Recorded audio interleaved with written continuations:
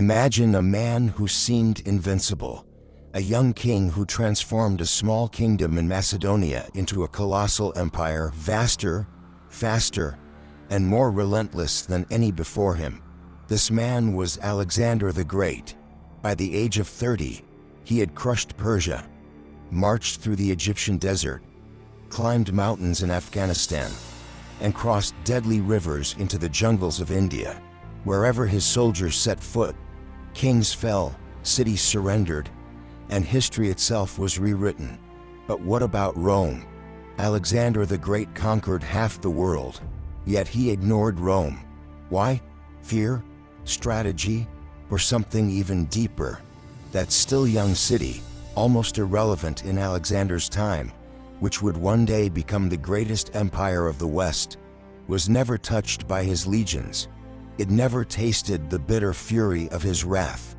How is it possible that the greatest conqueror of the ancient world overlooked the city that, centuries later, would dominate everything he left behind? Get ready to discover a story never told in history class, because what you're about to hear might change everything you thought you knew. To understand why Alexander never marched on Rome, we need to look at where his attention was truly focused. Because after defeating Darius III at the legendary Battle of Issus in 333 BCE, Alexander didn't just destroy the Persian Empire. He dismantled an ancient colossus, an empire that, for centuries, had been Greece's nightmare, fell to its knees before a young man of limitless ambition. But instead of looking west, toward the mountains of Italy, he looked to the eastern horizon. The wealth of Persia still wasn't enough. Central Asia, Bactria, the heart of Persia, and finally, India. That was where his mind burned. That was where the riches, the challenges, and the mysteries lay. Because for Alexander, the East wasn't just territory. It was the unknown. It was the place where legends took shape and where he himself could become one. Rome, on the other hand, was almost nothing. A provincial city-state, located on a distant peninsula, entangled in local wars against Etruscans, Samnites, and Italic tribes. There was no legendary wealth there, no empire, no glory worthy of his attention. Can you imagine? Rome, the future ruler of the world, going unnoticed by Alexander simply for being too small. But if Rome was too small to catch his attention, what Alexander found in the East was far too vast to ignore. The campaigns in that region became a logistical and physical nightmare. Advancing meant crossing unknown terrain, facing extreme climates, and unpredictable battles. It wasn't just a military effort. It was the constant wear on an army already pushed to its limits. With each new conquest came more resistance. The distance from home increased. The terrain grew more hostile. Communication with supply bases became slower and more fragile. And the morale of the soldiers began to collapse. Men who had once fought for glory were now exhausted. Many no longer knew why they continued. The promises of wealth and fame were no longer enough. Their bodies were giving out, so were their minds. And in this scenario, thinking about new campaigns, even more distant ones, was simply unfeasible. Marching on Rome, even if it had ever become a thought, was out of the question. Not due to a lack of power, but a lack of stamina. He never made it there because the East nearly destroyed him first. The final proof of this came in India. It was there that Alexander reached his limit, and so did his army. After years of marching, battles, and constant losses, the soldiers simply refused to continue. At the banks of the Hyphasis River, faced with yet another campaign into unknown territory, the veterans said no. For the first time, Alexander saw his authority challenged, and he couldn't reverse it. They were tired, sick, and far too far from home. There was no more purpose. The idea of continuing seemed absurd. And for the first time, Alexander had to turn back.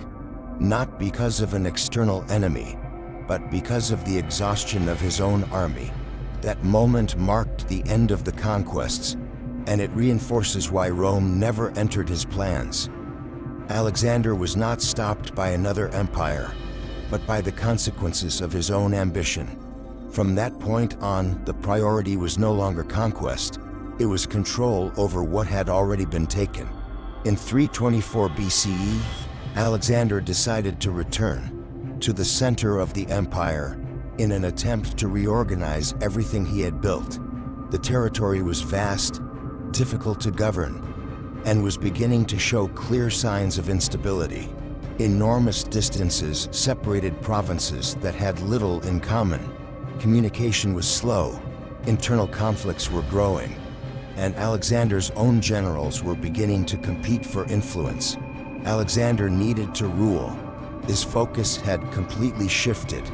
Rome, even if it had become a distant possibility, no longer had a place in his plans. The concern was preventing the empire he had conquered in record time from beginning to crumble before his very eyes. And it was precisely at this delicate moment, while trying to keep the empire standing, that Alexander suffered the most devastating blow of his personal life. The death of Hephaestion, his closest companion, perhaps the only person he truly trusted.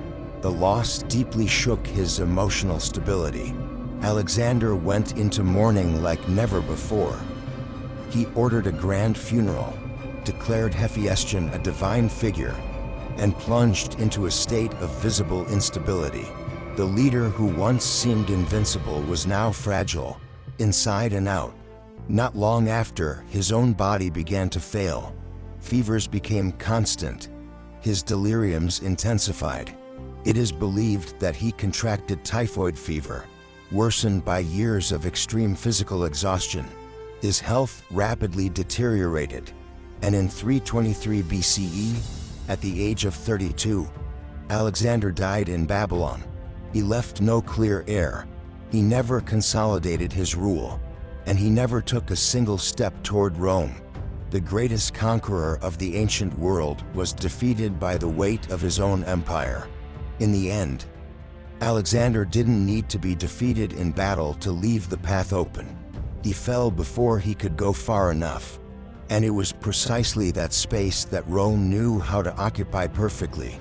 Decades after his death, while Alexander's successors were still fighting over fragments of a broken empire, Rome grew, patiently, relentlessly, and strategically.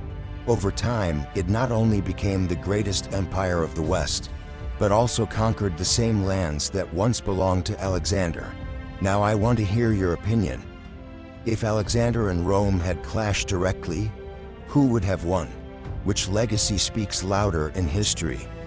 Alexander's lightning-fast empire or Rome's enduring dominance? Leave your answer in the comments. And if you enjoyed the story and want to see more epic content like this, don't forget to like the video and subscribe to the channel. In the video on screen, we'll reveal the secrets of the Third Punic War.